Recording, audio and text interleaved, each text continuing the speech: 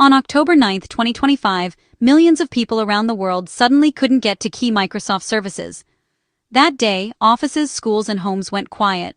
Not because it was a holiday, but because the technology that usually keeps daily activities going suddenly stopped working completely. A big problem with Microsoft's cloud system started with Azure, which is the main service that supports many important apps. This problem quickly spread to Microsoft 365, email, document storage, Teams, and the admin portal all stopped working at the same time. Many users who tried to log into their accounts only saw a blank screen or confusing error messages. For hours, users across different continents could only stare at their screens, hoping the services would come back online soon. Error messages like "service unavailable" and "connection timed out" became a common sight. Instead of the digital tools that usually help with work and communication, they could only wait with no idea when things would get better. After looking into it, the main reason for this problem was a failure in Azure Front Door, which is like the main gate that handles all the data traffic for different Microsoft services. When Azure Front Door failed, all access to Microsoft services was locked, stopping millions of people from working, learning, or even just talking to each other. The effects were huge. Businesses stopped, important meetings were canceled, online classes couldn't happen, and remote workers were cut off from their teammates. This wasn't just a small problem. It was a clear reminder of how much we rely on digital systems that we often don't see, but are super important. Even big tech companies like Microsoft can have unexpected problems. This event was a big lesson for companies and people to always be ready for the worst. When one important part of the global system breaks down, the effects can be felt all over the world, showing that our digital world is very connected and also very fragile at the same time. The problem started at 7:40 a.m. UTC, right when the workday was kicking off in Europe, the Middle East, and Africa. Suddenly, millions of people couldn't check emails or get to their files. This wasn't a small hiccup in one spot, it was a huge problem affecting entire continents. From London to Dubai, businesses and students were locked out. Social media was buzzing with users asking, "Is Microsoft 365 down?" For international teams, communication and work just stopped. This outage showed us just how connected and how fragile our digital world is. One small failure and productivity across continents grinds to a halt. This outage hit Microsoft's most important services: Outlook, Teams, OneDrive, and the Azure portal. No emails, no meetings, no access to files or admin. Even IT admins couldn't get to the tools they needed to fix things. Users' cloud PCs were cut off from their virtual desktops. Work just disappeared. Big companies, small businesses, schools, and freelancers all felt the impact. This outage didn't care who you were. If you relied on Microsoft, you were affected. It was a digital blackout for everyone. So, what really happened behind the scenes? What caused this big problem, and how could such a strong system suddenly break down? Microsoft finally found the problem's source in their Kubernetes orchestration system, which is super important for managing their cloud apps and services. Kubernetes is in charge of organizing, managing, and making sure all apps run smoothly across thousands of servers. But when this system has a problem, it quickly affects the whole network. Imagine Kubernetes as the conductor of a digital orchestra. If the conductor loses control, the whole symphony turns into a mess. It's the same here.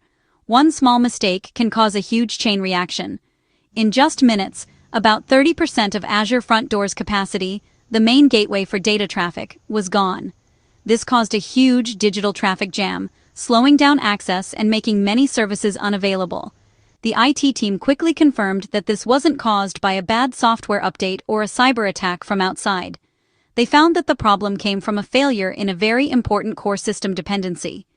When the main foundation of the system broke down, all the services and apps that relied on it also fell apart. This domino effect showed how fragile a very complex digital system can be. Even with many layers of protection and backup systems, even the most advanced cloud setup can still have sudden and unexpected problems. It's funny, the tools made to prevent problems actually became the weak point that caused a big failure. The failover system, which was supposed to save the day, didn't work when it was needed. From this event, we learn that even the newest technology still has flaws and weak spots. No system is completely safe from breaking down, and it's important for every company to always be ready for the worst. As soon as the problem popped up, Microsoft engineers jumped into action. They worked super fast, trying to find the main cause of the issue by looking at real-time information from all sorts of systems. Every second was super important, and the IT team had to make sure they didn't miss anything. They checked logs, watched dashboards, and worked with different teams to find out what was breaking things and causing the service to go down. While they were figuring things out, they also quickly told customers through different ways of talking. They sent out emails, updated the service status dashboard, and used social media to keep everyone up to date on what was happening. This talking to people was super important to keep customers trusting them, especially when things were going wrong like this. The team's main job was to restart the broken Kubernetes system, which was like the heart of their cloud setup. This restart wasn't something they could just do without thinking. Every step had to be planned out really carefully so they didn't make things worse. They had to make sure that the lost power could be brought back quickly without causing new problems. Different teams working together was super important because one small mistake could cause big trouble for millions of people all over the world. Every step to fix things was done carefully, from figuring out why it happened to planning how to fix it and then actually doing it. The team had to stay calm under pressure, making sure they didn't miss anything. For some super important services, Microsoft also sent the internet traffic to healthy systems in other places. This failover process helped some users get back online faster, even though the main fix was still going on. For those who could get back online, there was a big sigh of relief. But the IT team kept working super hard behind the scenes to make sure all services were fully back to normal. All through the process, Microsoft regularly told everyone how the fix was going.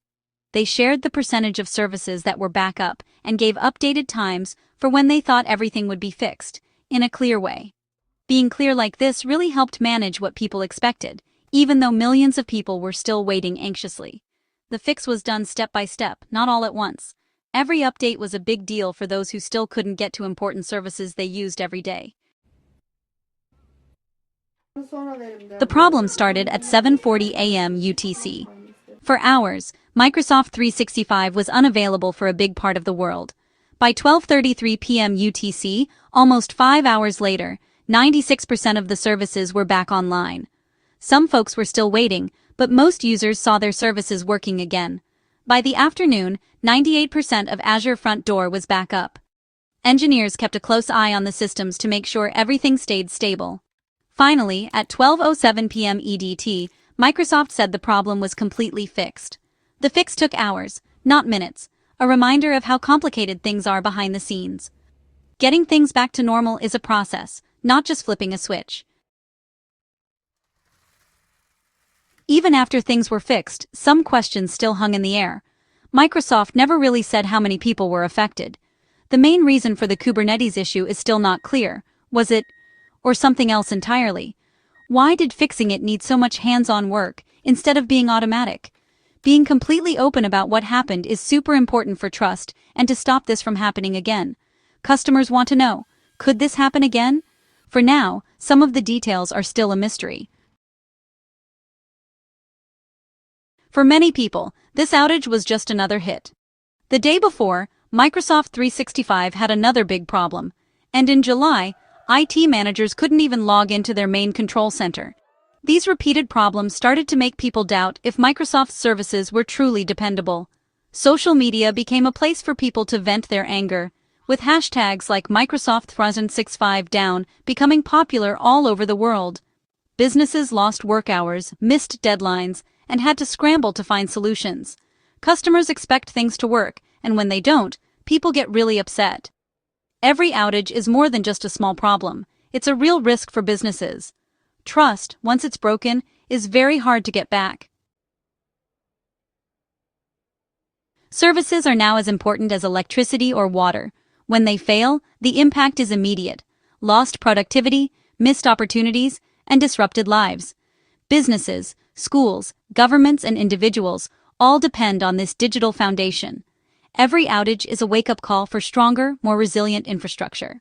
For Microsoft and the industry, it's a push to find and fix weak spots.